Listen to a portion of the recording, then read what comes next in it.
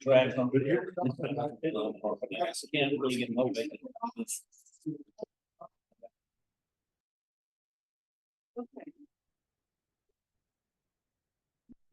Anyway, right, just.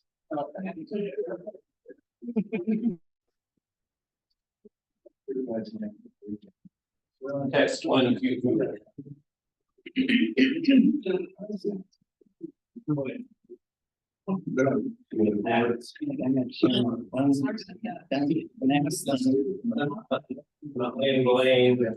Danger for me, obviously.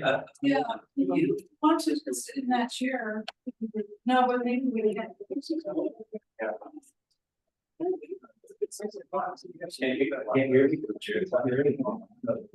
That's true. All right, so for this meeting, we have a speaker's chair, which is this one. So that, yes, I'm on the thing. Can people online hear me? It's a little glary. Okay, I see a nod. Very good. Is it actually time to begin? I think it might be. 3 on the dot, according to Mr. AT&T. All right. Goodness, I don't know if I can speak from the diaphragm while I'm sitting down. So, welcome everyone to our annual meeting. So glad everyone is here. So what's the deal? We just celebrated being EBS as an official entity with a tax ID for 30 years, right? Of course, things were happening quite a bit before that too. And so that's a good milestone. Of course, we as Buddhists have been kicking around for 2,500 years, a little bit longer. And we're still doing kind of the same things now that we did then, right? Taming the mind, taming our behavior. That can be tricky.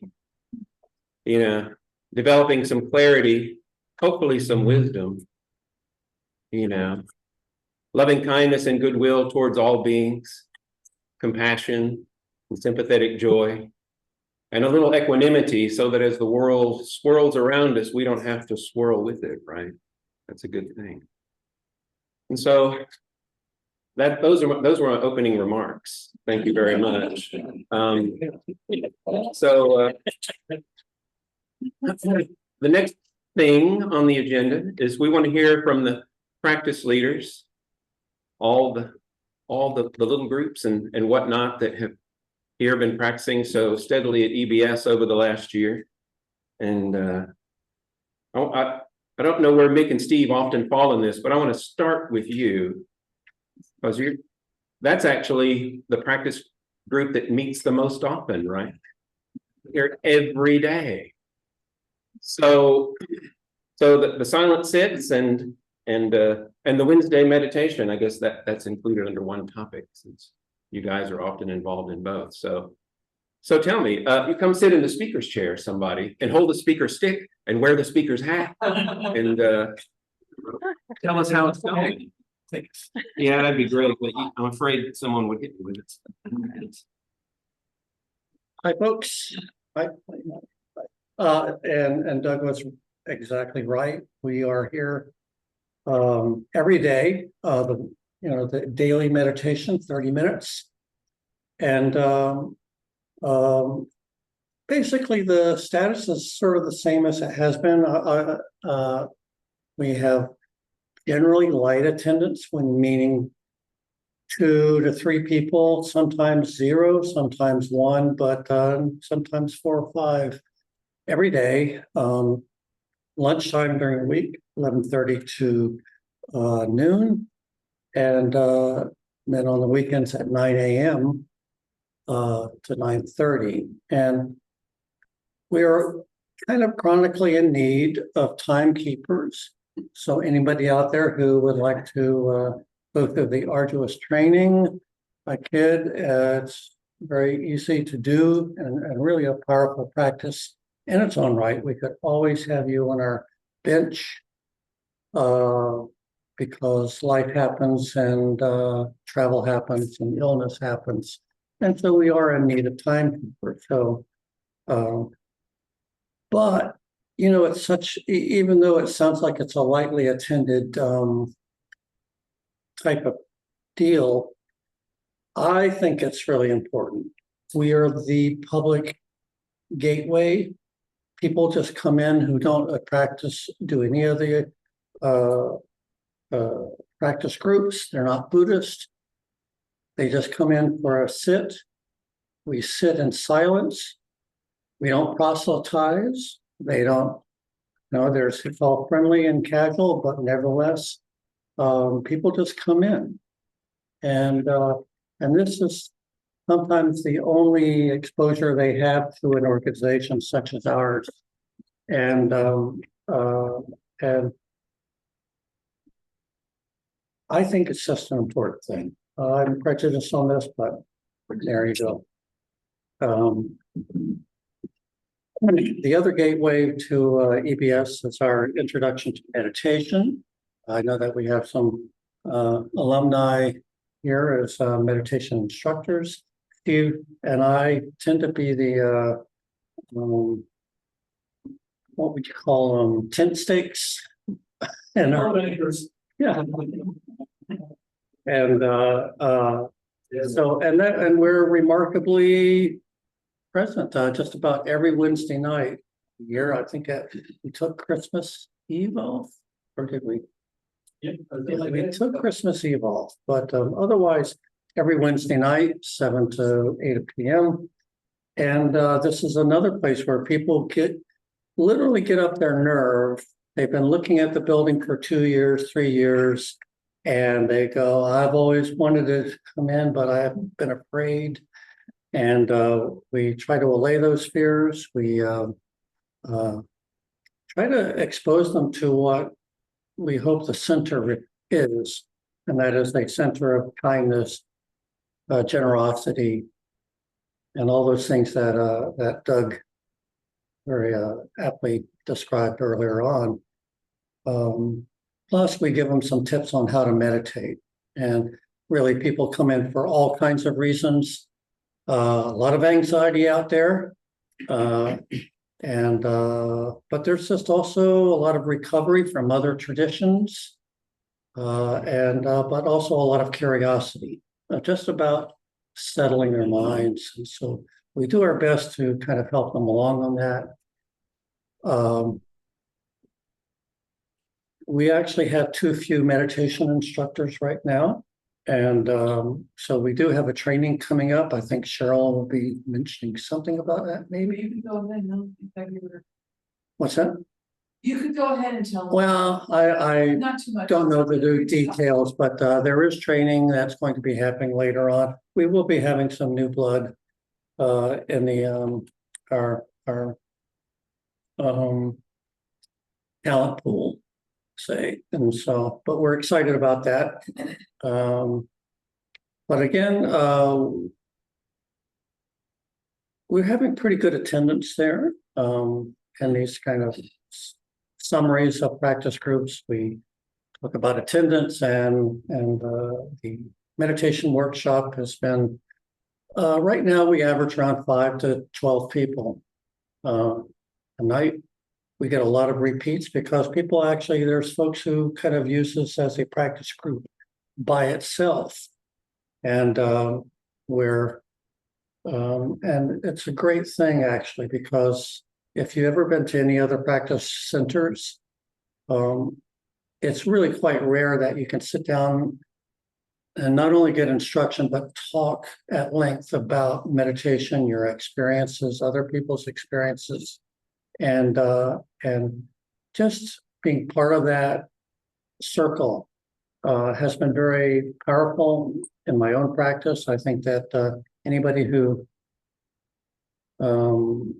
shares the information to newcomers and curious people will echo the same thing, that it's actually a very,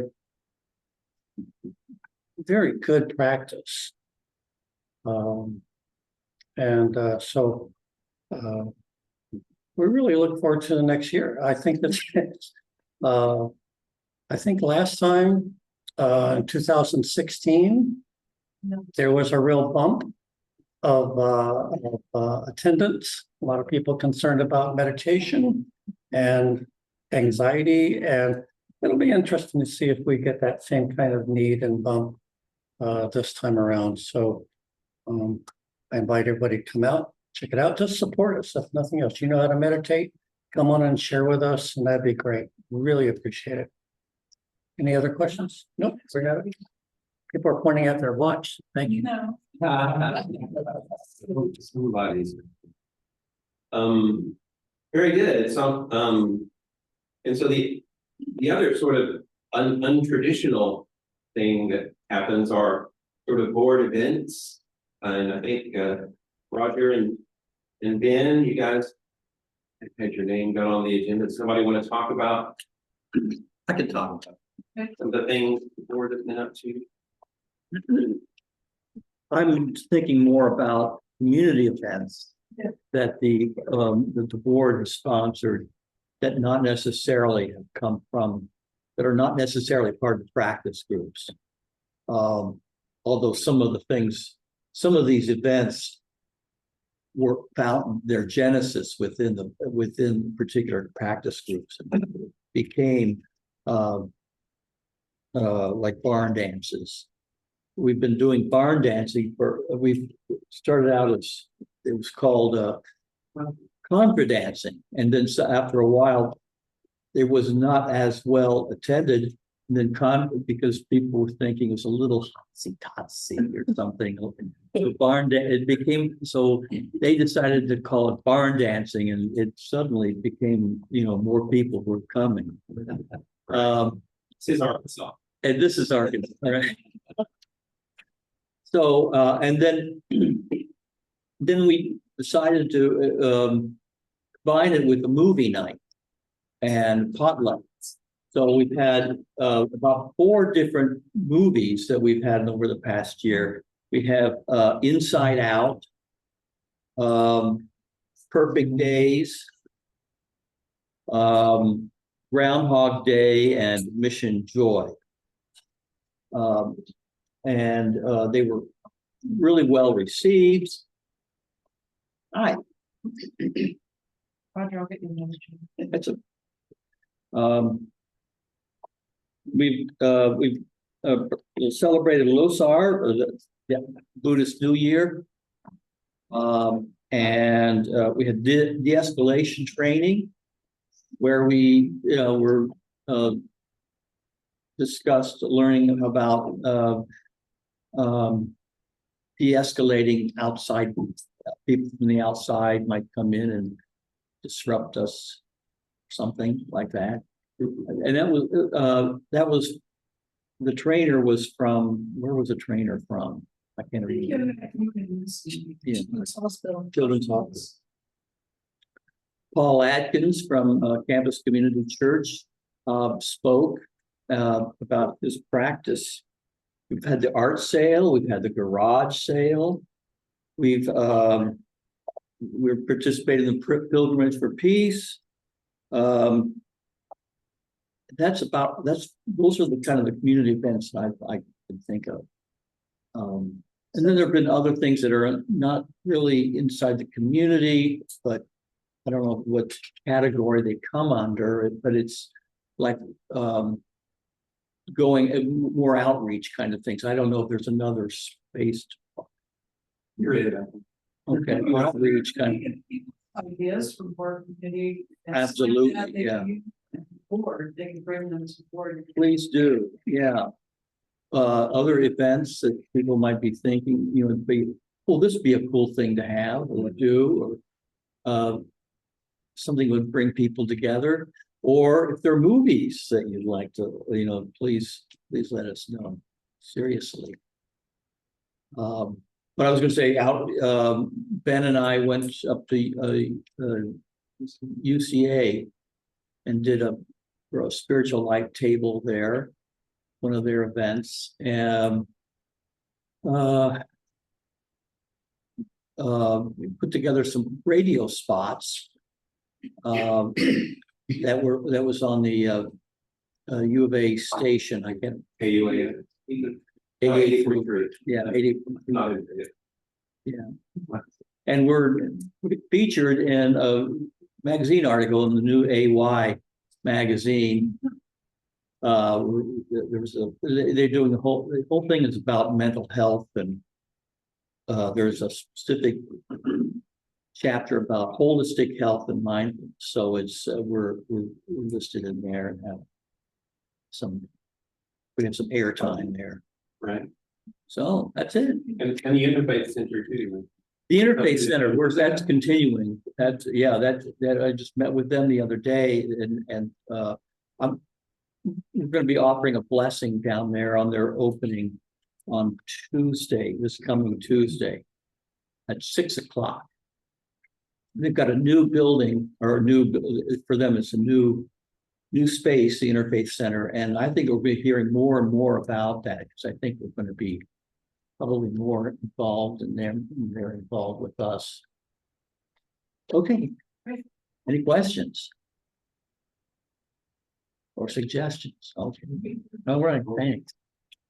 May board minutes. All right.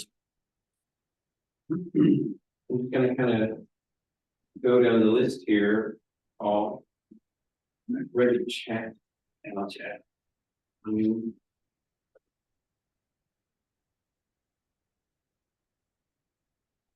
right. Hi, I'm Paul. I'm here representing the River Valley Sangha. We practice on Thursday nights in Thich Nhat Hanh and Plum Village tradition. And I didn't really think we'd done that much this year, but I went back and looked at the meeting notes and on our Google group, and we've actually done quite a bit of events. So for 2025, first of all, at the very end of last year, Laura Weems and I collaborated on putting together a new booklet for our group. We have a practice booklet that we follow that mirrors what they do at Plum Village and Magnolia Grove, and it had been getting old. It was 10 or 15 years old. Thanks to Laura, we were able to put together a new booklet. We made some additions. Laura did all the word processing. I provided some of the content, but we added a lot of things, including a glossary in the back of Sanskrit words. So now everybody can pronounce Samantabhadra and Avalokiteshvara. What did you say? So that was really nice, and I really want to thank Laura for helping with that. Let's see, we had 3 privately hosted potlucks in 2024. The first one was Meenakshi Budraja hosted a potluck at her apartment in downtown Little Rock. That was in January. We had delicious food, and several people showed up for that. In the spring, Kathy and I hosted a potluck at our house. That was in April. Several people came, and we kind of hung out in the backyard. The weather was nice. And then we had a November potluck at Doug Barton's house. And he actually took us in his backyard and showed us his sustainability creations and all kinds of different plants and bushes that he's growing. It's really cool. It was very informative. He walked everybody through that, and everybody enjoyed that quite a bit. Let's see, our group sponsored and supported at least a half a dozen of those contra dances that Roger was talking about. Rob and Ellen are VS members, and Rob was a musician and Ellen did the calling. And we had a lot of fun, and we got a lot of new people come to EBS that had never been here before, got to experience what we do here in the fellowship. And it's really a lot of fun, contra dancing. It's a way to move with other people. It's almost like a meditation itself, but it's fun. In early September, about 10 of us took a day trip to Magnolia Grove to enjoy the first day of the Rains retreat with the monks and nuns there. And that was a treat. It was about a 3-hour drive to Magnolia Grove. We got to sit and participate with them while they performed the ceremony, and we got to sit and meditate and have dinner with them. It was the Rains retreat, and it rained all day. But it didn't discourage us. I think everybody enjoyed it, and just a really good experience. And they practice in our tradition, so it's something we really ought to do every year. Just go down there and get with them and and practice with. Our group grew quite a bit this year. I noticed that we've added 30 new members to our Google group. And we now total 117. Not all of them practice. I would say 50 or 60 are active though. And we've gone from averaging about 7 to 13 each week last year to averaging 15 to 20 each week. We actually had a high of 33 people about 6 weeks ago. So it's been that was our largest turnout. And yeah, it's been good. So we want to keep everything going, and we'll probably just do the same things this year. Well, what do you do in your group each time that you meet? What's it like? Well, the first thing we do is we listen to an audio of the monks and nuns. They sing the evening chant. And that takes about 5 minutes. And at the end of the evening chant, we immediately go into seated meditation for about 15, 17 minutes. At the end of that, I invite the bell, we stand up, we all bow to one another. Then we do about 5 to 7 minutes of walking meditation. We used to walk in a circle around our cushions. Got too many people now. So we've taken to walking into the foyer and into the other meditation room and walking around. So when we have a lot of people, we have to do it that way. But I think everybody's enjoyed it. After the walking meditation, we sit down, we recite the flower offering together. And then whatever week of the month it is, we have a different reading. So like this coming Thursday, it'll be the Heart Sutra. We'll be reading the Heart Sutra together. At the end of our readings, we have usually about 15 minutes left for discussion. Just asking questions, talking about things that have happened, sharing experiences. And after that, we read our Bodhisattva vows, and that's the end. Okay. That's our practice. Will be. All right. Pretty hell, the next on the list now it's Quanu. Whoever wants to talk about Quanu. Hi.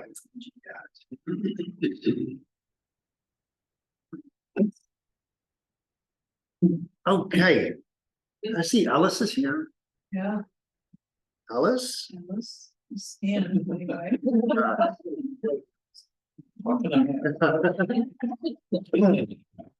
It's so great to be here and to see everybody. I feel like I've been sort of unplugged for a little while, sort of on the outskirts, but happy to be back here, plugged back in.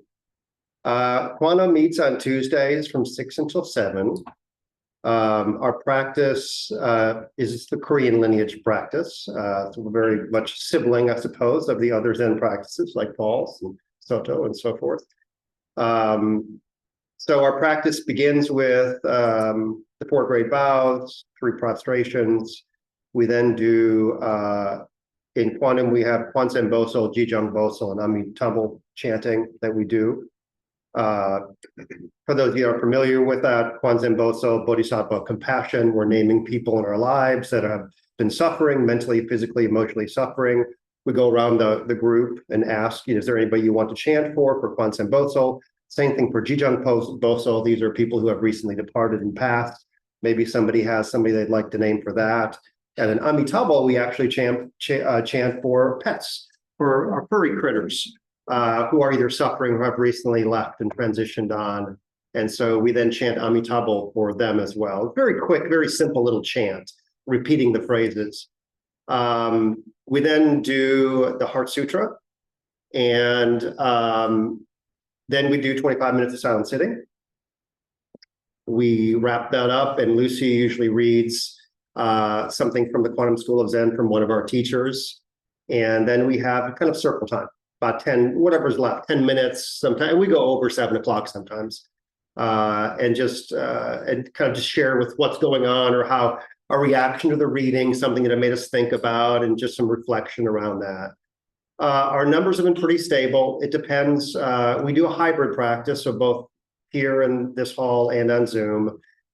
We tend to have 3 to 6 people in person on average, and then another 4 to 7 on Zoom. So whatever that comes to, somewhere between 8 and 12.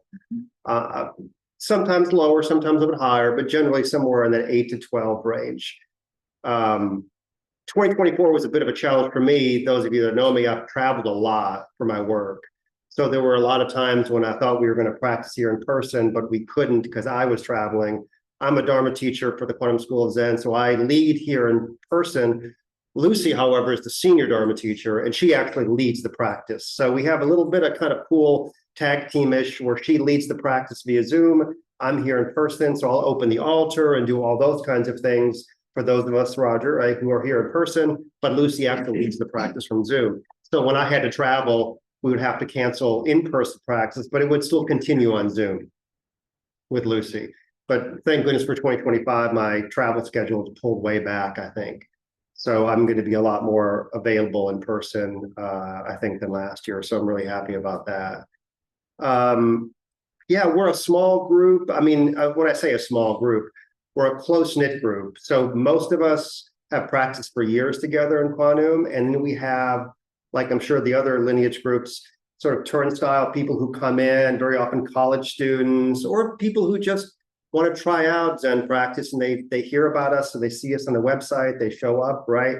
And they come for once or twice, maybe 3 times, and then they don't come back, or they might come back in a month or 2. But otherwise, it's a core group of whatever that is, 6, 7 of us, I guess, who are consistently pretty much available every week. And then these 2, 3, maybe 4, depends, we're kind of coming and going. And always, which is great, brings that new energy in, right? We love that. It really helps us see the practice in fresh eyes. And when they're inquisitive and they ask questions, and what does this mean? Why do y'all do this? And like, oh, that's a great question. So I'll sit with them after practice sometimes and answer their questions. And sometimes they come back, and probably most often they don't. But who knows? They may come back again in a year or 2 or 3, we never know. Yeah, we haven't done any kind of big coordinated events. I think for 2025, those of you that, not that you would know who Zen Master Song Kyung is, she's the international Zen master over the entire Quantum School of Zen. And she has offered to do kind of a book club or a book talk, either with our Quantum group, or I think she even be open to doing it like with all of us. She just published a book. It's called Composting Your Karma. Yeah, check it out on Amazon. It's a fantastic book, Composting Your Karma. And she's one of my teachers. I meet with her every week, or every month, excuse me, not every week, every month. And she has offered to do something virtually with our Quantum group here. And then I'm actually going to see if she can maybe do something broader as a Zoom kind of book talk or something. I'll let you know after I kind of touch base with Lucy about it and touch base with her. And Bobby Rhodes and Master Song Kyung. She's just a wonderful person. Yeah, what else? I guess questions, anything you're curious about or wondering about? Yeah, come see us, come visit us. I will say real quick, I think on the website, we still have the teen group. Do we not? I don't know. I think we took it down. But okay. It may have, Last I looked, it was there, but that was a few months ago. yeah. It says on hiatus. Oh. It says it's been paused. Yeah. So I'll just put that out there for anybody that is interested in that. I love doing it. There's just no way I can commit to it. But I would be willing to help in some way. But think about anyone that would want to sort of restart that teen meditation group, because I think that would be a really great one to bring back if we could find someone who had the time to do it. Yeah. Okay. Cool. Yep. Yep. Very good. The next on the list is Soto Zen. Speak to us. Thank you very much. Give lots. Yeah, right. I thought about coming up here and just sitting, but I think I can do a little bit better than that. The irony is that Japanese Zazen was one of the first traditions that we practiced here at EBS. And it was initially Renzai Zen, because we had Fukushima Roshi coming once a year from Japan, who was the head of the Renzai sect in Japan. I mean, it was, we were really fortunate to have him. Over the years, he died and could not come, and without a teacher, it kind of, dwindled. And so we didn't meet at all for a while. And more recently, we've started doing Soto Zen. There's a Soto and Renzai in Japan, and now we're doing Soto. Excuse me. Originally, our teacher for Soto was Flint Sparks, and he's in semi-retirement now, can't come to do retreats. He has designated Nate Smalley from Appamada in Austin to be our teacher.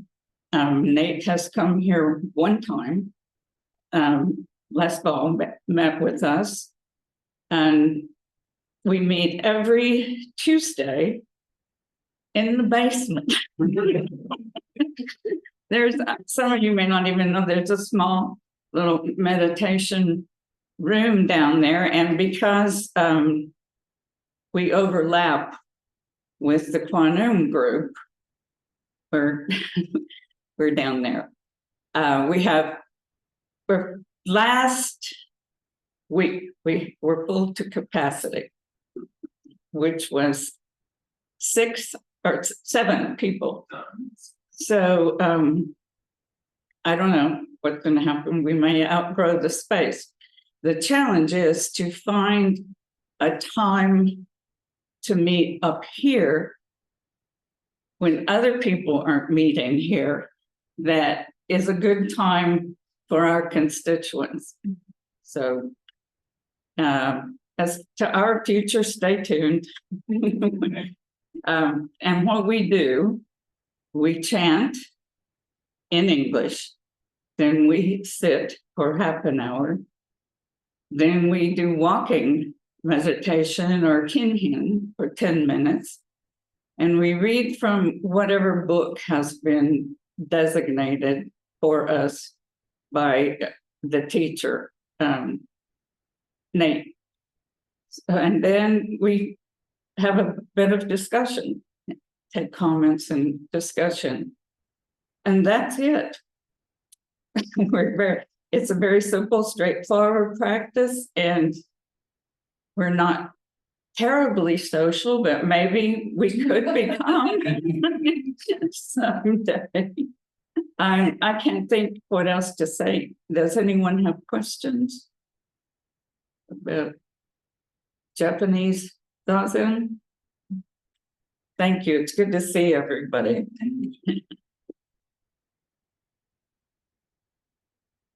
Excuse me, you didn't mention, so I was thinking other practices to talk about retreats as community events, but we've had a number. Well, the groups will talk about their retreats that they've had. Yeah, okay. They'll come up with the groups. Yeah, good. So Kate Smalley was. So the next one on the list is the Buddhist 12-step group. Who wants to speak about it?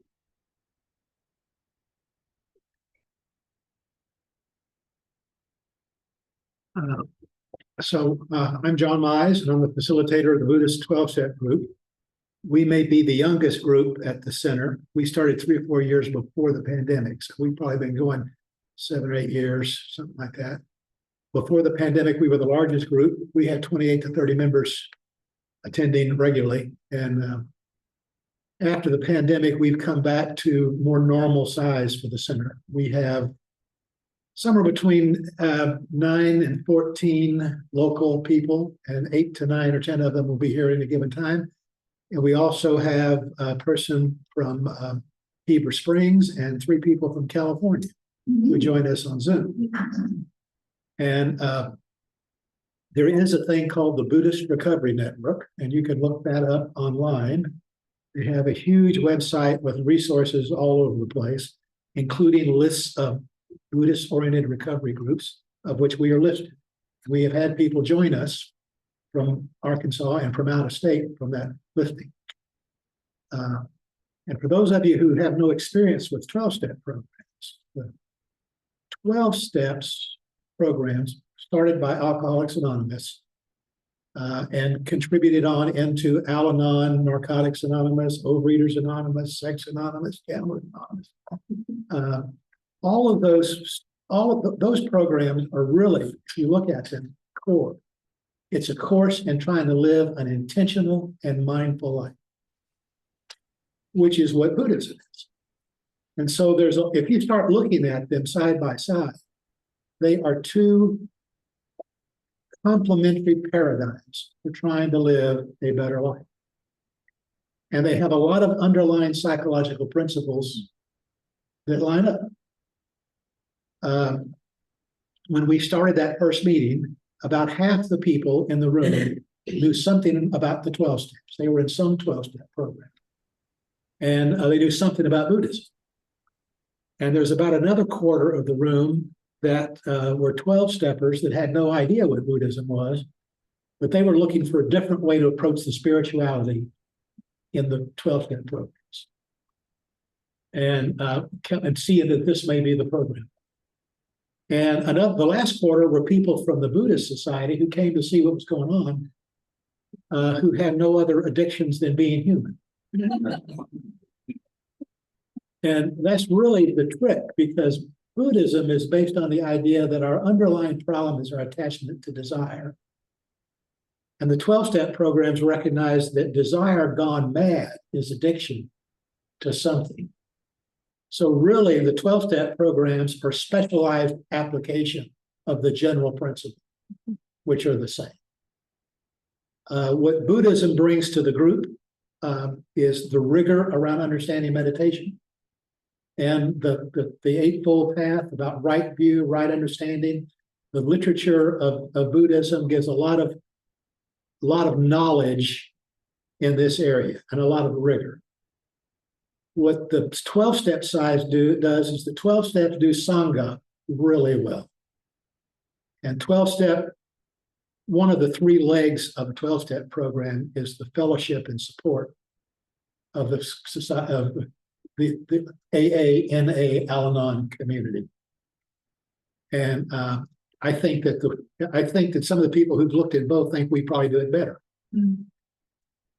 And one of the reasons that's what we in an AA meeting, and I think the same for the others, but in an AA meeting, if there's more than 90 seconds of silence and reflection before someone starts the serenity prayer, people start to ooch around in their seats because doing nothing for 90 seconds or 2 minutes is kind of uncomfortable.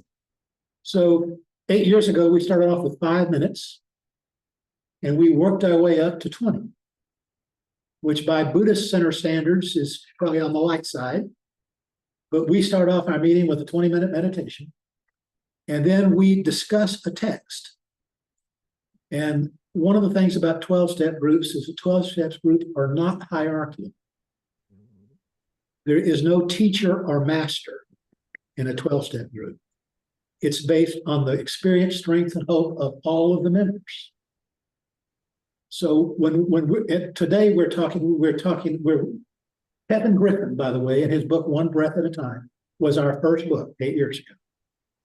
And our normal practice is to take some book on recovery and Buddhism and discuss it 3 weekends out of the month. And then the first Sunday of the month, we go back to Kevin Griffin and do a step study. So in January, we do step 1 out of Kevin Griffin. February, the first Sunday, we do step 2. To keep us recovery based and to keep going back to Kevin. Since it's been 8 or 9 years since we did that, we have now restarted back through Kevin's book and are now doing it.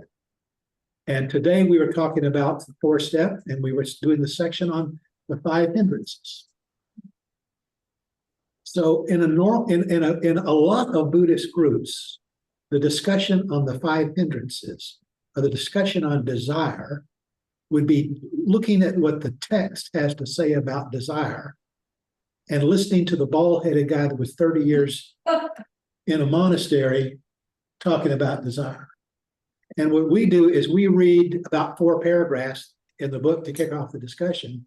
And then what we talk about is the people around the room with their experience with desire in their own lives and how it affected their drinking, their using, their relationships, and how they struggle with that and deal with it. So sometimes we will cover 4 or 5 pages in a chapter. Sometimes we'll cover a page and a half in a chapter and talk the rest of it. So the more discussion and the more interaction we achieve in the meeting, the better it is. We don't care how long it takes us to get through the book. And we have people come in nearly every other Sunday. There will be a couple of people come in, and they will say they really found this group and they really love it, and they'll be back. And next Sunday, one of them comes back. A couple of Sundays later, none of them come back, but one of them stays, which is similar to 12-step groups. Some of us get it, some of us look for other things. And Kevin Griffin, who is he is our leader in the sense that we started with his book and we have his teaching as sort of the core of what we do. But we don't talk to him every month or every week and have a relationship with him. However, Roger did talk to him and told him about our group, and he was very interested in it. And Kevin Griffin is coming in April to do a retreat here. And so that will be a chance for the larger community to get some idea of what this is. I would say the other focus is, it's really clear the focus of the meeting and the focus of meditation is not to become better meditators. The use of meditation and the discussion of the meeting is to try to help our lives live better lives outside the meeting. So it's our question in a normal Buddhist thing. So okay, the Eightfold Path, right speech, right, how are you doing that in your life? And so everything is based on the praxis of it. And that's also part of Buddhism. A lot of people will ask you, do you believe in Buddhism? And a lot of us here who've been doing this a while would say, I practice Buddhism. I have a Buddhist practice. It's more of a praxis than a set of ideas agreed to and written down. So that's kind of what it is. Anybody's welcome. I don't have to have an addiction, anything other than being human. Any questions? John, I wanted to point out that Kevin is a Buddhist teacher in his life. He's a Vipassana teacher out of Spirit Rock in California. Yeah, I think he's a writer, and he travels and gives speeches, and I think he has his own program. And he started off as a meditation. His book is kind of his life story, and it talks about how he gets into this as a traveling musician and drug addict. But so for EBS, for people that are interested, I would just encourage, it's a new teacher for EBS. It's not just for the 12-step community, it's for everybody. It's very exciting. Yeah. He's coming. And he teaches a form of Buddhist meditation, of Vipassana insight meditation that we haven't really had a lot of retreats. So mention the retreat. he just did, right? He just did. Yeah, and does the Vipassana group currently have an external leader or teacher? We really don't. Well, we'll do 2 for 1. We'll just love on him, and maybe he'll come back every year. Thank you. Question. Got a question. What's that? What's the dates? What's the date for the, what's that? What's the date for the 12-step guy coming in? Charlotte, we can't quite hear you yet. Anybody know how to turn the volume up on this thing? I always turn the TV off whenever I use it. It's probably mine, but what's the dates of the speaker coming in? Oh, That's not doing anything.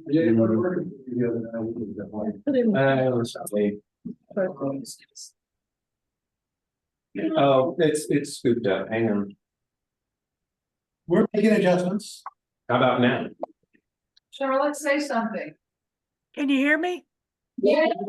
Yay, what's the dates of the speaker coming in? 12 step. April 4 through 6. Oh, okay, thank you.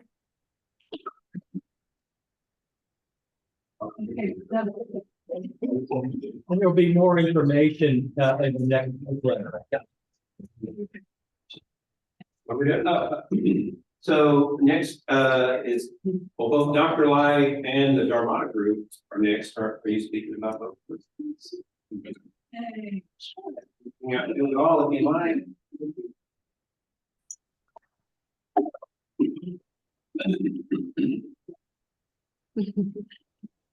Hi, everyone. If I haven't met you yet, my name is Melissa. So nice to see you here.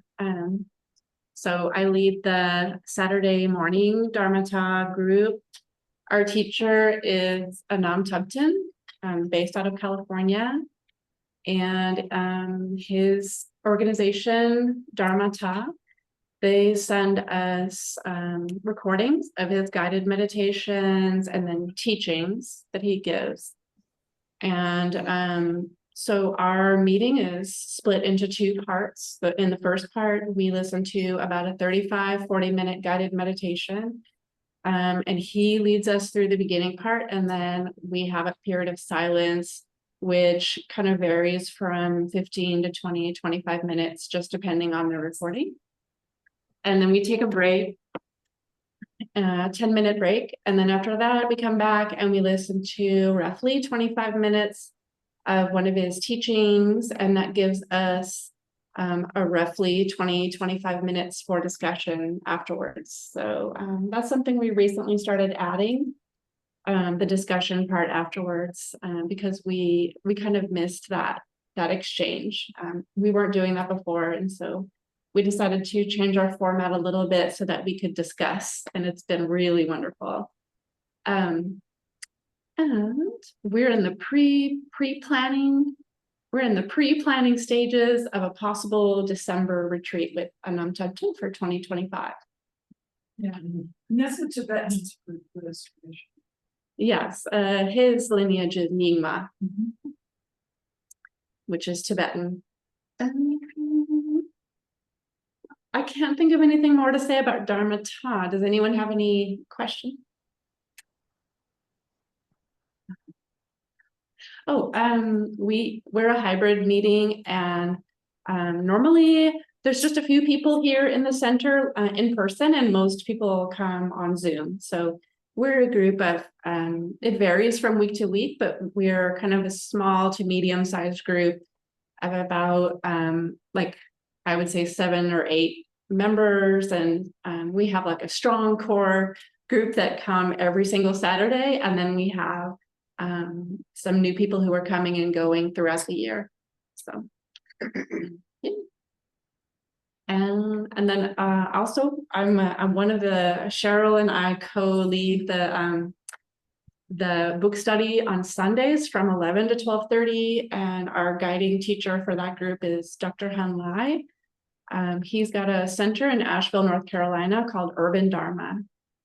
And right now we are reading Shantideva's Way of the Bodhisattva. And he Zooms with us. yeah, he's very busy and traveling around a lot, but when he's in Asheville, he'll meet with us and lead us through the part of the text that we're on.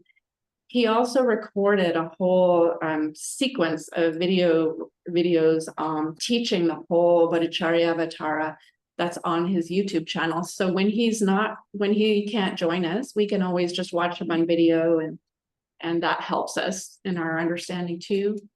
When he can't join us, we have a small kind of opening recitation that we do, and we have a very brief 5 minutes of silent meditation, and then we begin the book study. And those conversations are really robust too. And that's a pretty large size group. I would say 10, roughly maybe averaging 10 people every Sunday. And oh yeah, and I think we're in the pre-planning stages of a summertime retreat. July, yeah. Okay, July. Or what? A retreat. A retreat with Dr. Lau. Do we have a topic or? No. No, so we're in the pre-planning stages, still determining a topic, but this July. Yeah. Did you have a retreat this past year? Oh, I don't think we did. no, we did. It was like, no, we canceled it. No, but he's been here. This will be about the 6th or 7th. Yeah. That has been. He was too busy traveling. That's right. He got promoted in his lineage, and the guy has all these duties around the world. And Yeah, and he was gone out of the country for like 3 months or something. Yeah.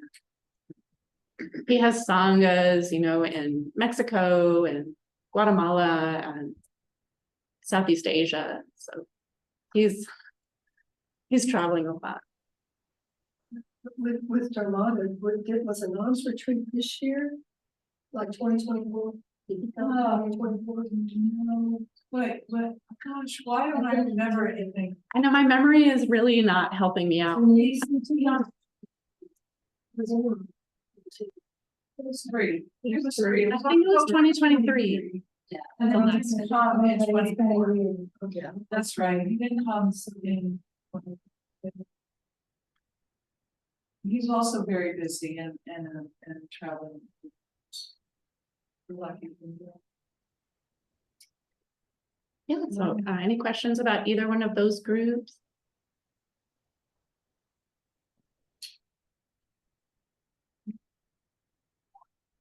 Okay. Hi, Charlotte. Hey, Ellis.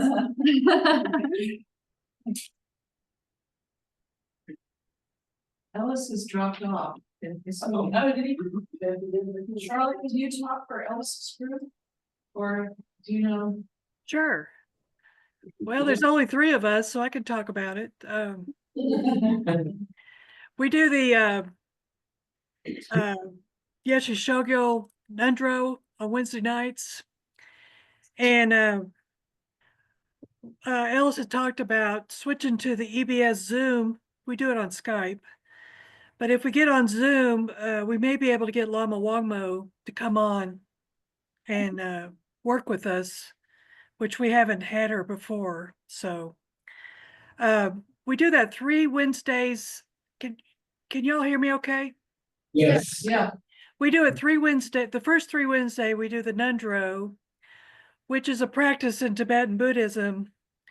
You open up with refuge and you do a compassion vow, bodhicitta vow. Then you do what we call guru yoga. You see yourself as the guru and do a mantra and meditate. And then we do have a series of closing prayers. And then on the last Wednesday of the month, we have a series of short practices.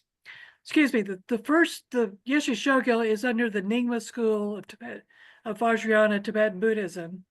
The last Sunday, we used to have a teacher here that came from California with the Sakya school. So we'll do the practices that he gave us, which are very short. They're only like 1 or 2 pages. They're mainly in English.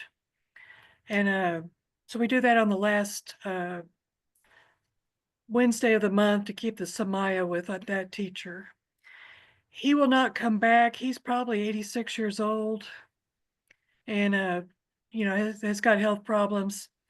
He does a Sunday service. If anybody wants to get on, it's Lama Kunga. What he does, he talks a little bit and then he meditates, and I tend to fall asleep during his meditations. But so anyway, that's what we do. We're only 3 of us. And any questions? We'll That's get in a you nutshell. on Zoom. We'll get that accomplished, and then people can join you. People can join you if they want to, right? Yeah. Yes. We haven't got very many people to join us because the long nundros are not, people don't really understand what they're about. And it's now when we do the shorter ones, yes, because they're in English, they're very friendly. They have very specific focuses, like on wealth or healing or compassion. So we have 14 of those practices. They're small practices, but they're a lot friendlier in their usage. So we may try to advertise for that one.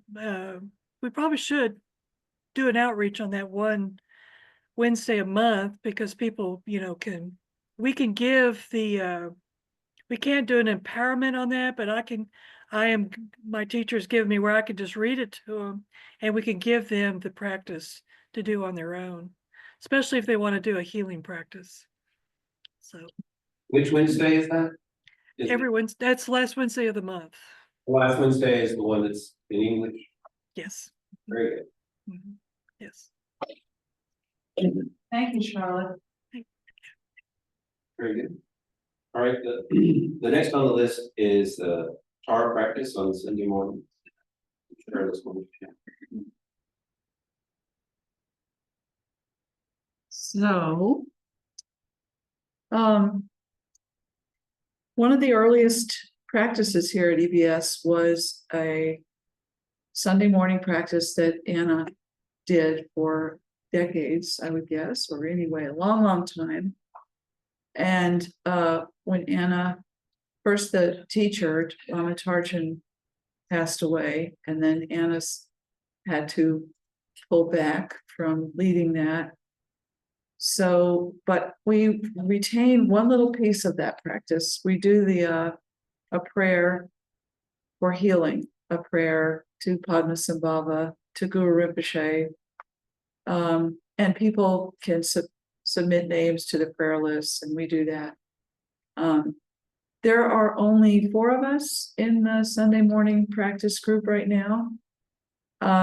So first we do that prayer, and then we are now doing, all of us, our 4 of us are students of Choki Nima Rinpoche, who's a very important Tibetan Lama. He lives in Nepal, and he has a program called Tara's Triple Excellence, and it's online. It's a systematic training in Tibetan Buddhism based on the female Buddha named Tara, and you sort of subscribe to this program, and then you get every day that there are teachings and practices and contemplations that you do. I started it in 2014, and it walks you through every form, every level of Buddhism from the beginning, all the way to enlightenment, presumably. And so it's very thorough and very complete. And we've extracted a little practice from that, which we do together, because the online program is something you tend to do by yourself. And we wanted some way to get together and practice together. So we have a little Tara practice that we do on Sunday mornings. And I shouldn't say little, it's not insignificant or minor or anything like that. It's very serious, but we got special permission to create a subset of the larger thing that we can do together every Sunday, and people can join us whether they've been part of this before or not. And it's a practice of invoking Tara and sort of remembering the qualities of a Buddha and inviting them into your life. And there's meditation. So we have a PowerPoint. It's very tech. We don't Zoom it though. We just do it in person in here in this smaller shrine room. And so it's a recording that we work with, and we meditate together. And we talk, we're a little sangha too. And from time to time, again, like everybody else, we get visitors who are curious, especially about Tara, about Tibetan Buddhism, about EBS, and they don't always come back. Sometimes they do. So yeah, that's our Sunday morning. I don't know what else. Our teacher is both Kagyu and Ningam, so it's Tibetan. Anyway. So that's it, right? Okay. We're not a question asking community. Okay. Thank you. Thank you very much. All right, the next on the list, and it's the list that Cheryl compiled. I won't take credit. That's a long time too. Right, it's not too bad for us. Yeah. So, the next thing on the list is the compassionate care group. Who wants to speak about that? I can do that.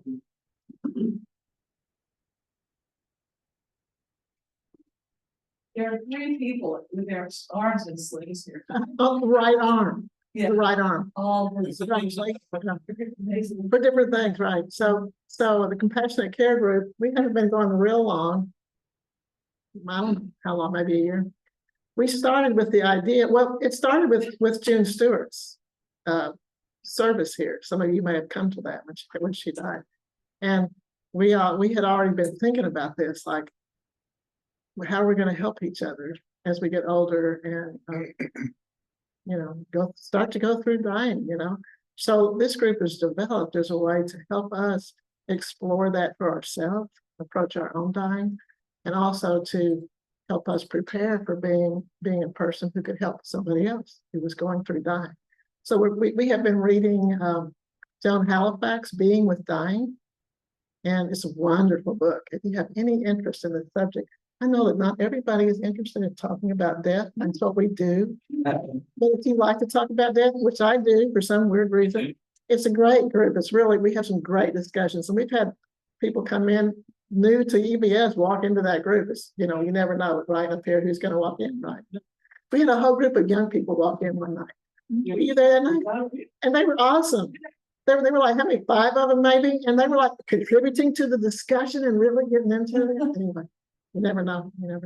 So, but it's open to EBS. The idea is that we would be able to help each other so that we would figure out ways to help somebody who is being a caregiver, for instance. So it's the group is still developing and we're like open to ideas, and we're probably going to finish our book soon and start a new one. So we haven't figured that out yet. But it's a really nice group. It meets on Mondays. 2nd and 4th Monday of each month from 7 to 8. Oh, and in February, we have a death doula coming to speak with us. And she's going to speak from 6:30 to 8. Do you remember the date on that? It's February, but I don't remember which day of the month, which day it is. And that'll be interesting. She works here locally as a death doula. Yeah. Is that going to be open to the community? Yes, we're gonna. It should be. Who would be putting that in the newsletter? The 10th. Who would put that in the newsletter? And It's slated to go. You've already handled it. Great. February 10th. Yeah. So a death doula is like sort of like a midwife for death instead of you going, midwife for birth and midwife for death. So yeah. So anyway, yeah, it kind of follows up the group that Cheryl and I did during the pandemic, which was Final Chapters, and that's how we have been. We did exploring the same whole year of exploring our own death and how we wanted our own death to, get as much control as we have over it, but how we want it to go. Yeah. And then, so any questions about that group? It's on the website, so you can contact us through there. Anybody is welcome, but you can contact us. You might want to contact somebody before you just come in, because we occasionally miss a week when one of the 3 of us is out. So Lisa Kessler and Marcia Zamora and I are the 3 that sort of started the group. Any one of us.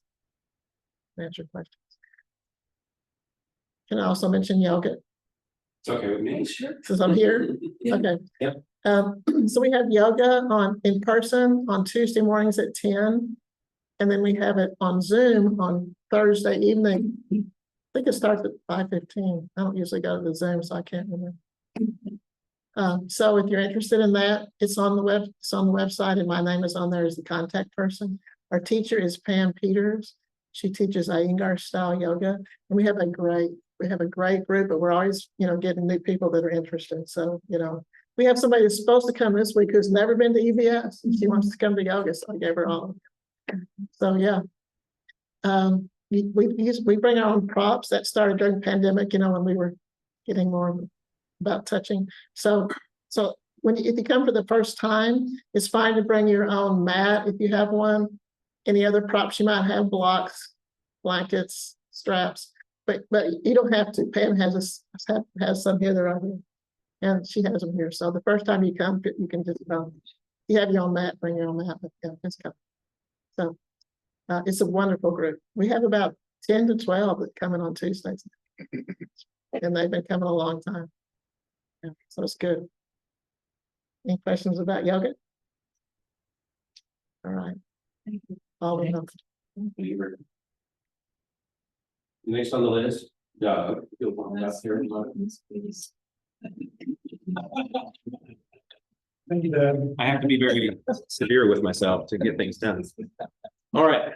So the Theravada group meets on Sunday nights at 7 o'clock.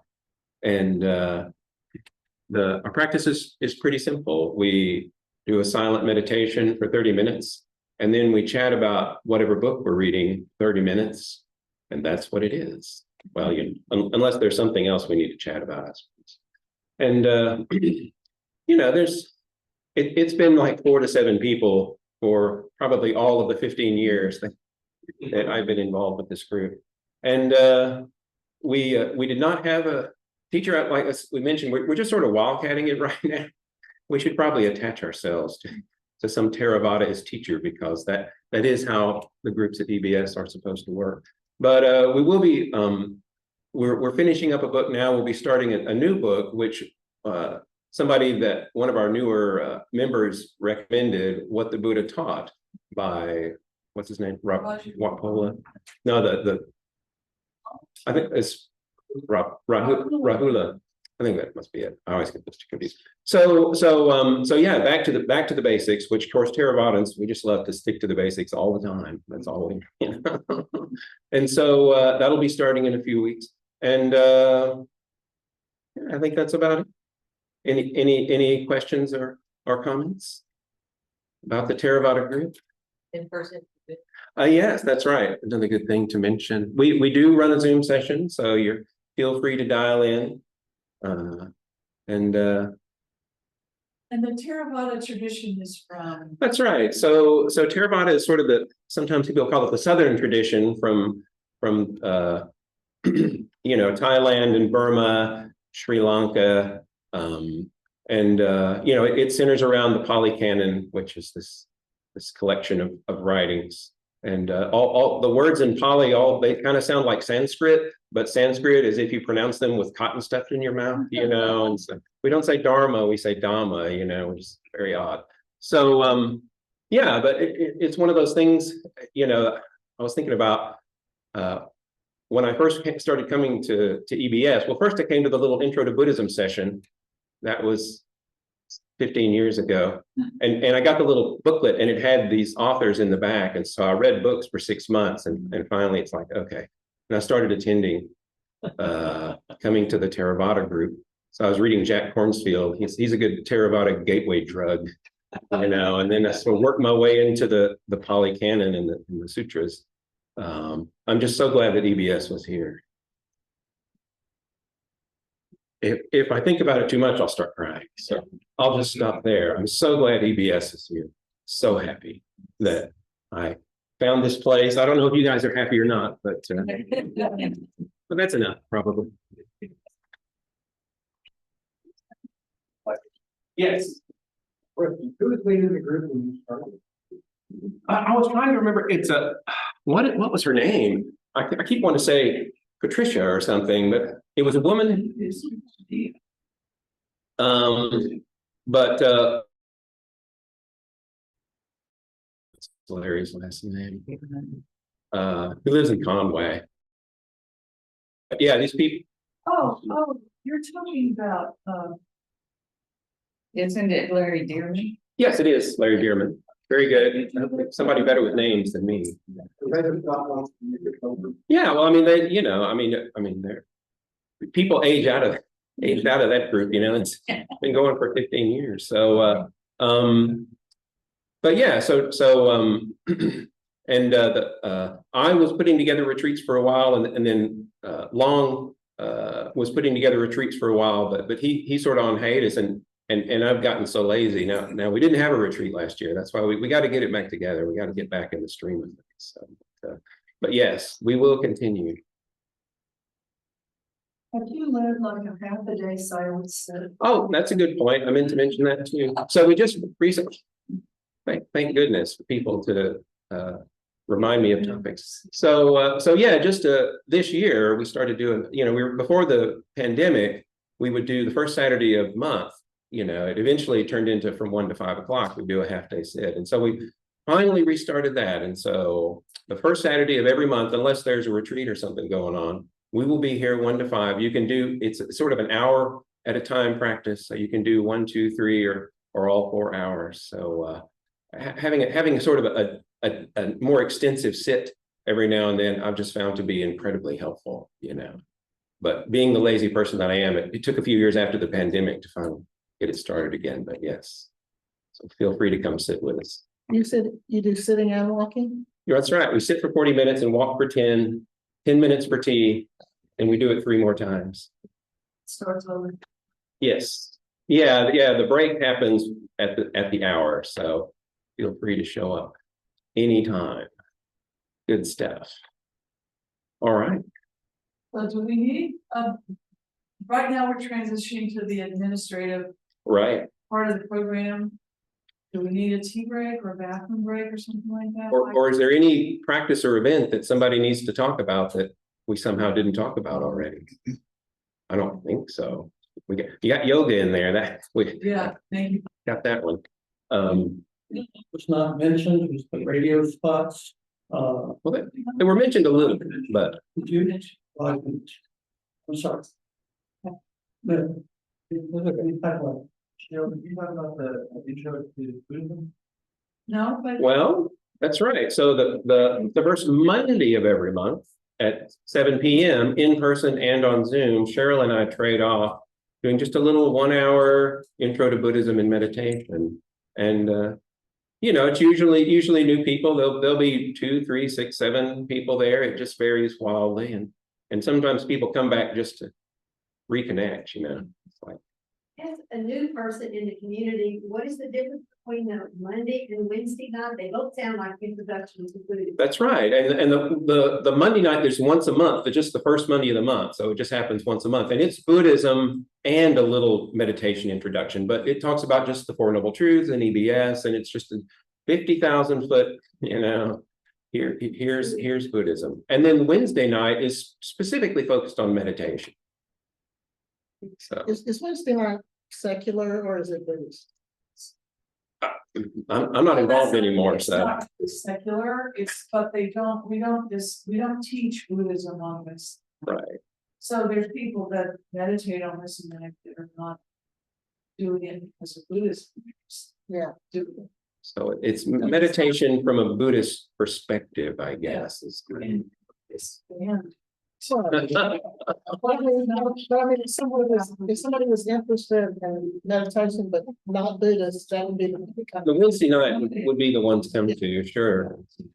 If you're just allergic to, There's all kinds of people out there in the community that want to meditate. absolutely. They're not Buddhist. Right. So, I mean, and that's the whole point of Wednesday night. It doesn't have a funny foreign name in the title. It's pretty approachable. So, right. okay, well, I guess press on. I suppose. If you need some tea, just quietly go grab something. But next, Cheryl is going to chat about our finances, and there's any number of interesting things going on there. And do we need any more introduction than that? Then the hot seat is all yours. this is a year. This is a year when I'm really happy to talk about money. First of all, let me announce that we got a $40,000 donation this year from the estate of June Stewart. This is June Stewart.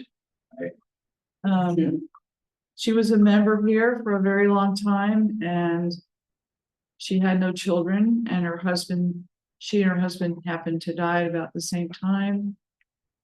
So the community helped her through that transition. We were with her, and her niece, who was in charge of her affairs, said, "What can I do for EBS?" And so she gave us $40,000 in 24, and she's pledged another $50,000 in 25 from June's estate. So I'm mentioning this, first of all, because isn't it good news? Amazing. To me, it feels like the fruition of all these things that you've just heard about, all the people volunteering to lead practice groups, coming here day after day of practice, being a community. And she was our first case where we had someone die and we had to jump, and it was quick. We didn't have a lot of time or advance warning. We had to respond. So it was a really amazing teaching for us as a community to deal with her departure. And then, it redounds on us that we get this amazing, generous gift. So I just wanted to start with that and tell you about that. It's the good news. I'll leave her picture up here for a while if you want to look at it. She did meditation instruction. She was a member of several of the different groups, Quantum, for a while. She taught the Wednesday night meditation. She was a lifelong Zen practitioner, basically, and a librarian. And a librarian. We love librarians. She was a law librarian, that's right, and just a really good person. She was on the board for a while. Other than that, I'm going to post in the shoe room. As treasurer, I do this every year. I'm posting a report of our finances for 24 compared to the past 2 years. And it costs us very little to run EBS in the grand scheme of things, about $30,000 a year, because we don't have any paid employees. So we've just had utility bills and repairs, and we have a mortgage now that we own the building. But the mortgage is $700 a month cheaper than our rent was. So we're in really sound shape financially. And there are 107 people, I counted them, that donated last year. Just need one more. Yeah, really. Yeah. Well, those are people whose names I know, because there's a lot of people that leave $20 in the donation basket, and I don't know who they are. So, but there's 107 people there were last year who I know their names. And on average, they give about $600 a year, $50 a month. But the range for the year is from $10 to $6,000.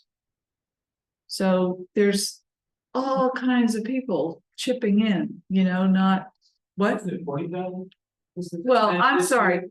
I'm talking about the monthly sustainers, not the legacy gift big in. Yeah, it is 40, right? 40 is the big ticket number.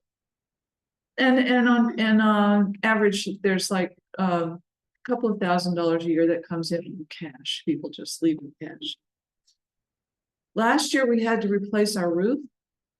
And so we did a special fundraising campaign for that. It cost us $23,000 to replace the roof, and people donated $19,000. So even though we have savings, we didn't really have to go deep into them to cover the roof. And that was another extraordinary expression of generosity in the community.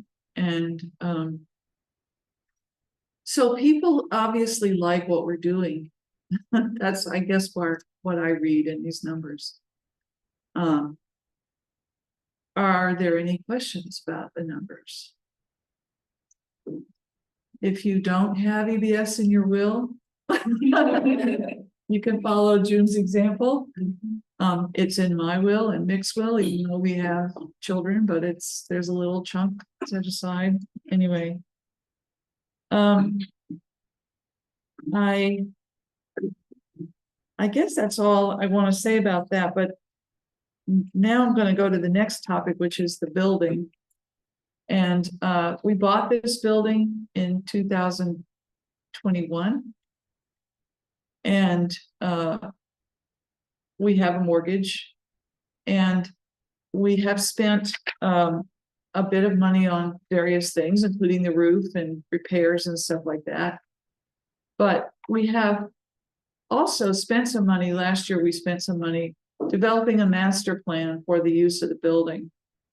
And there's two issues that are primary. One of them is that it's not accessible to people with mobility problems. There's no wheelchair access to this building. And looking around at the community, we think we maybe ought to get that fixed, right? Also, it's a legal requirement, and we're vulnerable if we don't have, because we're holding public events here. We are not in compliance with Americans with Disability Act. So one of the most urgent things is to make the building accessible, and that's challenging from this 1960 period building. They weren't thinking that way. But we hired architects, and they drew a plan for us, and we have two plans, Plan A and Plan B. Plan A is to build a parking lot at the front. We bought the lot next door as well as the building. Plan A is to build a parking lot, ADA parking spaces on the front of that lot, and punch a new door through the building where the bookstore is, that you could, with a ramp, that you could get in with a wheelchair. And so the whole front would be the lobby, essentially, and you would be able to get in and out of this space through that way. So that's the main plan for ADA compliance. And then the second issue is to have more practice space. Because right now, given the way this building is laid out, you really can't have two programs going on at one time. If there's any sound, and most of us you've heard are talking or chanting or moving around. So we've gotten two ideas that we've looked at. One of them is to, from that parking lot, build another building that would be the same physical level as this, parallel to this on that lot. That's the more expensive option. Another option is to take our basement space that their Soto people are using now and build it out to the edge of the building. You know, there's another 300 square feet or so that we could get if we encased the whole basement. And we've had architects draw both of those plans for us. And I'm saying all of this because it's not going to happen immediately.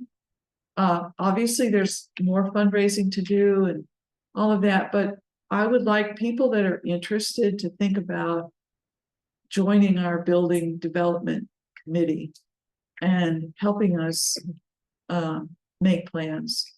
The one thing that June's niece asked of us is that we make a June Stewart Memorial Garden. And we will. But it would be kind of after we've done all of the digging and stuff for parking lots and space. But it would also be a garden where I plan to have my ashes interred there. People could, it could be a scatter garden, they call that, without any problem. But anyway, what do we want next for EBS? How quickly? What's most important and how to do it? That's going to be a collective experience, a collective decision. We have the resources, thanks to June, to say hire advisors like architects that can help us design things. So that's the building. Any questions or comments about that? Okay. I think that's me, that's it. I have these, like, I'll leave this out, but this is the architect's rendering. You won't be able to see it from where you're sitting, but it's the architect's rendering of the current building is this one right here. And then here's the parking spaces and some kind of building here, garden, more parking in the back for what to do with the lot. And we had this done because we don't want to do one piece that would screw up the next piece. So we needed a long-term master plan. Okay. I love talking about the building, but I'll stop. Yeah. Okay. Thank you. Is there an issue with the district we're in, zoning in terms of adding on, changing the physical structure in some way? I know this is sort of a historical capital. It is first of all, the building is a historically designated building. And so that means we could lose that designation if we do the wrong things to it. But the architects they do work around here, and they've talked to the Capitals District people, commission or whatever they are. And they have said, we would have to comply with some ground rules, like they want flat roofs. They don't want another story height. We couldn't be higher than this building. That if we had a building on the lot next door, it would have to be no higher than this building, and have a flat roof and stuff like that. But it doesn't have to look like this building or anything. I mean, it could be quite different. One of the concepts of that building would be to make a more Zen sort of space that doesn't have a wall of windows, because some Zen practices face a wall. And so you could have like high windows around, light, but wall space that people could look at and stuff like that, like it could be really cool. More bathrooms. We only have 2. Anyway, it's fun to think about. So, okay. I don't know what's next. Thank you. Next, we want to talk about, right. Volunteering, do we have any?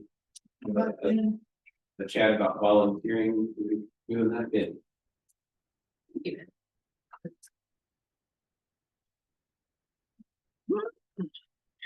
Hey, y'all. So I've been on the board. So throughout the year, I see a lot of things that we're doing and planning for, trying to fund with both time and money, allocate resources, things like that. Because as you know, EBS is a collection of all of these practice groups, but there has to be some sort of central thing that helps to coordinate these things. So that's the long and short of what the board does, right? So as we move through the year and see different retreats and events and things that we want to do, things that we'd like to do, we run into sometimes we run into issues with manpower, right? Because like Cheryl said, we've got funding abundant generally, but these days we have a lot more ideas than we have time to execute, right? Or execute them well. And so sometimes we don't get to jump on the opportunities that we'd like to. That being said, we are putting out the muster call. We're trying to gain, increase our pool of volunteers. So volunteering for EBS can look like a lot of different things. It can be writing articles in a newsletter. It can be following around a group with a camera, taking pictures for, the newsletter or whatever else we want to do, any sort of media related stuff.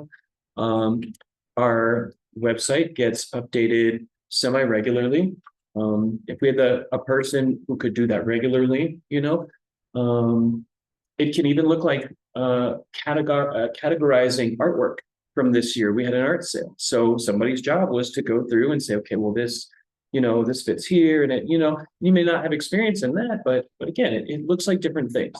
So somebody has to take the money and somebody has to, there's different people doing different things, and every little bit helps. So if you have the desire, the draw, and are blessed with the time, and maybe some organization skills, you know, who's the email? Who's the email? Is it Mick, or is it just email the board?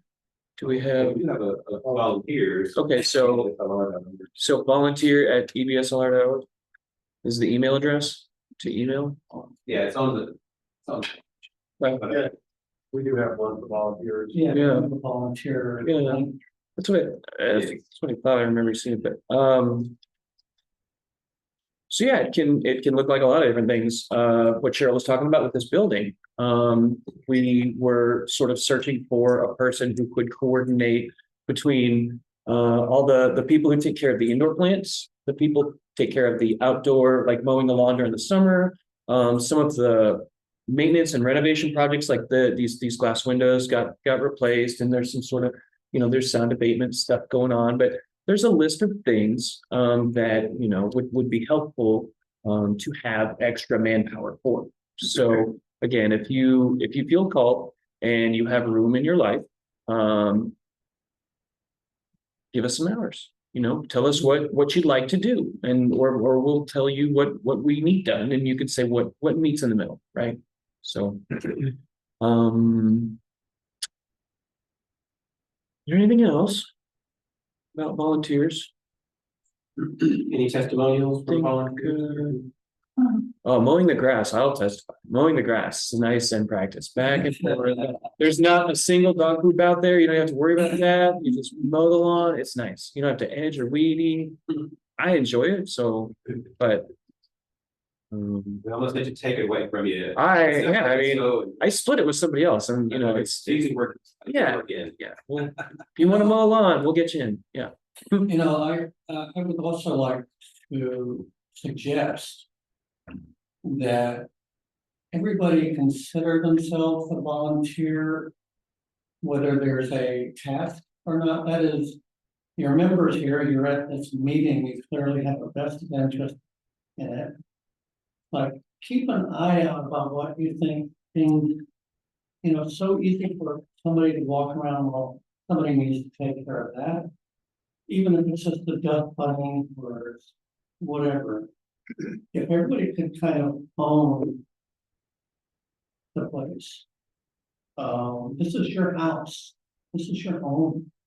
And so it's not so much that you need to have your spackle and tools in hand to care for things, but one, we do need a kind of a volunteer center core that you can at least say, hey, you know, Ben, I noticed that this thing is peeling off the wall. Can we do, you know, so what can we do?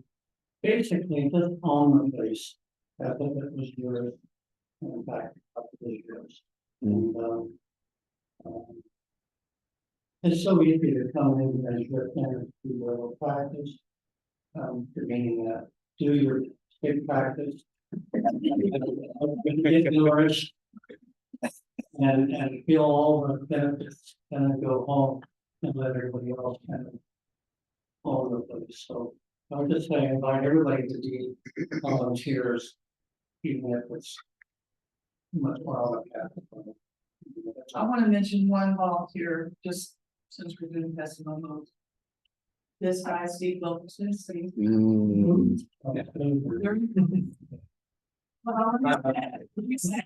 Nothing was closed, we bought it. He put doors, these were just open shelves, all of these things under the window, much uglier. Now they have doors. There, a lot, but yet each door had to be custom fit because it was not a standard cabinet. You had to make each one, and then the kitchen completely changed. And again, having to work with the old building and weird oddities and make it fit. That little table that the laptop is on made. The table that wherever it is, the table in the bookstore. Yes. The table all over that was fun. So thank you. It's all over the place. when we had our holiday party and we had our silent auction, you may remember a couple of those items were from Steve. Yeah. So they were beautiful. Right. So, Yeah, and we want, she's not here, but we wanted to thank Lisa Kessler, who's been on the board for a long time. Really incredible contributor of her time and energy with EBS. But she's rolling off the board, and I have a little gift for her when I see her next, and we do just want to say how much we appreciate her years of service. what's the little Yeah. tip? I think he's on the board, but there's. Yeah, why don't you? Laura Weems, I'm secretary, that's why I'm here with my computer. She makes sticky bits. Very good. Bye. Bye. And I'm Doug Holmes. I'm the president this year. So I'm Cheryl Woodard, I'm the treasurer. Who else we got? All careers. oh, not just Yeah. Nick, just a member. I'm Roger Hawkins, I'm vice president. And then. I'm just a member. Right now, the board bylaws allow us to have 11 people on the board. Mhm. Right now, we have, with Lisa's departure, Is it we six? have 8. Is it eight? Yeah. We have 3 open seats. Yeah. We are open if someone's feels a need to is interested in serving on the board. Yeah. This meeting, we have board elections. So. Being on the, go ahead. Well, being on the board is like its own practice group. We meet once a month, second Thursday. We talk, we sit around, we have a 2-3 minute meditation. We have a list that comes out beforehand, so we know what we're talking about, and then we don't. And we. Yeah, that was. so we try our best to practice our right speech, right? So, but yeah, that's And we talk about everything, light bulbs, right. neighbors, whatever. Insurance, grass. Yeah. If two people pass through Mhm. all the. Right. I don't know. So it sounds like that we're doing the board thing. So because we just got introduced to the current board member, it must have on the list. John Matlock is not here, and who else? No, that's it. Well, wait a minute, I have them on, I made them. So the Doug, Roger, Cheryl, and Laura are the officers, Paul, Nick, John, Ben, and Ben are the board directors. Right. And so. And that's, we have reopened. Right, so that's the current board. So. And so for next year, there are a number of current board members who are up for re-election, which I suppose is. All of us. The board, so here we are, we're I guess all willing to press on to next year, but are there any nominations from the floor? This is one of the official functions of the annual meeting, is you can be nominated, serve on the board, and you can nominate yourself. I don't. So. Yes. I know you're the current president, and I think you were kind of elected to that But that is how it works. spontaneously, but Cheryl sat out because she was coming off, you had to sit down. Anyway, if you don't want to serve anymore, I wanted to re-nominate Cheryl. Oh, well, that's not this meeting, No, but. that's how we have the board. But that's okay. Well, this is about the board membership. Board officers happen, well, they could happen right after this or the next meeting. We'll try to figure it out. But this is just, who are the, right now there's 8 or whatever, who is on the board? That's this meeting. Does anybody want to join the board? And Well, Or nominate someone else. yeah, no, yes, there's no. you stepped up last year at the community meeting, Yeah, and what was that like for you? Did you, I don't remember. Yeah, I mean, He's blocked it out. sometimes it was painful. No, it was, I was just dealt call or whatever you want to say, and it was, I'm glad I did. You're glad you did. And actually, even if you don't decide at this meeting, but feeling just comes up, let us know. You don't have to join the board right at this meeting for pretty flexible. Yeah. So, very good. So this just sounds like a tremendous vote of confidence in the current board. Keep on over there, doing your thing.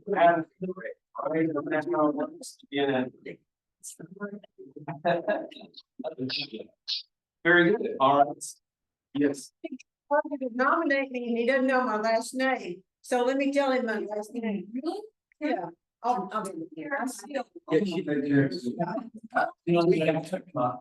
Well, we have multiple nominations and I think you were at the last half day, so that's enough qualification. Very good. Thank you so much. So, and I think we can just anything, do you want to introduce yourself if you want to? No. No, my name's Karen Seal, S as in Sam, E-A-L-E. I seal an envelope with an E on the end of it. That's all I ask, spell my name correctly. Pronounce it any way you want. Karen, you go to several different practice groups here, don't you? Mm-hmm. Dave, I just keep bouncing around. Okay. Cool. That's all right. Thank you. Very good. So I think we can probably just do this by voice vote. So what we're voting on is the re-election. Yes. Nominate Doyle. How do you feel about this?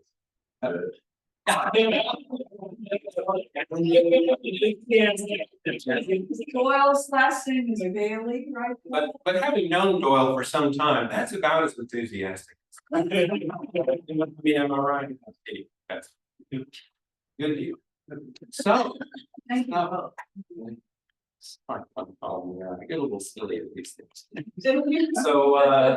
So Karen and Doyle and all of the existing board members, I think that's who's on the slate.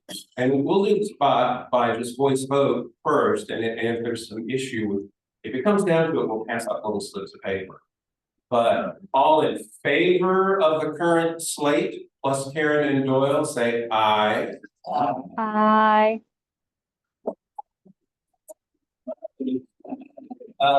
Any opposed to the current slate? And if so, we'll back up and do some individuals. Any opposed to the current slate plus Karen and Doyle? Speak now. See, by doing a voice vote, you're like, but if you have an issue with the board, really, and you don't want to speak up at this meeting, find any board member that you're comfortable talking to, and if there's not one, write an anonymous note. Drop it in the president folder in the little office, and I'll find it, and I'll read what you have to say. Because we need to hear back. Sometimes people are like, oh, I don't want to say anything, you know, but if you have an issue, somehow let the board know, because we discuss everything. We're like the Senate. We are the greatest deliberative body. Okay.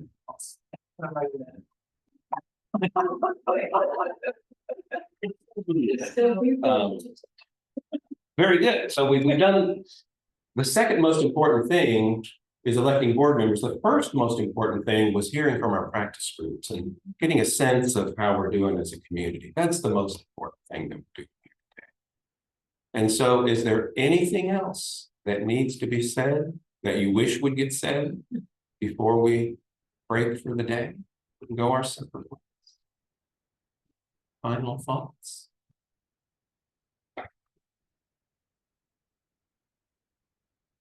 Thank you. Thank you.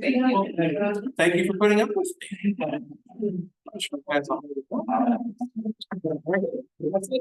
Thank you all. Thank you for coming. Have a wonderful 2025. I hope your practice is very fruitful. Thank you. Big. And big. Big practice. All right. You're right.